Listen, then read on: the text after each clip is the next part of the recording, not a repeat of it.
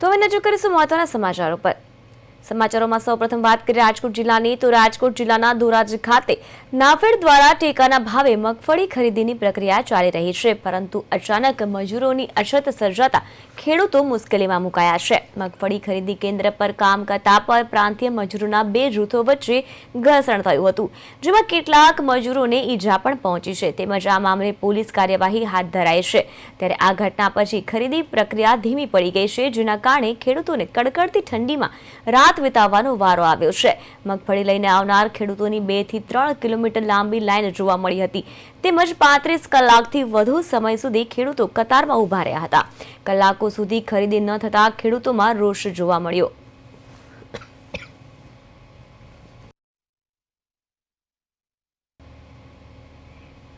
ભાવ તો સારા છે સરકારના, પણ વારો નથી આવતો। અમે સાંજે 8 વાગ્યાના આવ્યા છીએ, હજી સમય બહુ બાકી, હજી વારો નથી આવ્યો। શું કહેશો રાજ્ય ઠંડીમાં કેવી તકલીફ છે? રાતે ઠંડી સાહેબ બહુ લાગે, ખેડવા પીડીએ છે બધા, કંઈ લઈને તો હારે આવ્યો નથી, વારો મારો વહેલો આવી જશે, આવ્યો નથી। કેવા ભાવ પડી રહ્યા? 150 જેવો ભાવ આપે છે। શું કારણ શું આ લાઈનનો? લાઈનમાં એમ કે છે કે મજૂરો નથી અમારા પાસે। અમે અહીંયા ધોરાજી મગફળી લઈને આવ્યા છીએ નાફેડમાં। અહીંયા કોઈ વ્યવસ્થા નથી, કોઈ કાંઈ વસ્તુ કોઈ ધ્યાન નથી આપતું, જમવાની વ્યવસ્થા નથી, હોવાની વ્યવસ્થા નથી। અમે કાલ સાંજના 7 વાગ્યાના આવ્યા છીએ। કેવી લાઈનો છે? લાઈનો 2-3 કિલોમીટર લાઈન છે।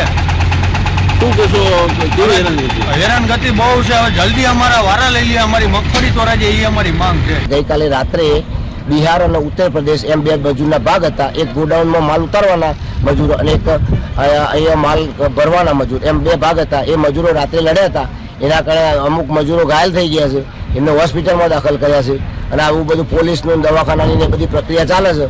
એટલે જે અમારા 25 થી 27 કોટા ચાલતા હતા જે એવરેજ, એ 11 શરૂઆતમાં 7 કોટા હતા, પછી 11 કોટા થઈ ગયા। એ આવો પ્રશ્ન બન્યો, એના કારણે અમારે જે કામની ક્ષમતા હતી એ અમે પૂરી રીતે ચલાવી શક્યા નથી મજૂરોના અભાવે। અને અમે લેબર કોન્ટ્રાક્ટરને વાત કરી છે, લેબર કોન્ટ્રાક્ટરે કહ્યું કે અમે મજૂરો પૂરા પાડ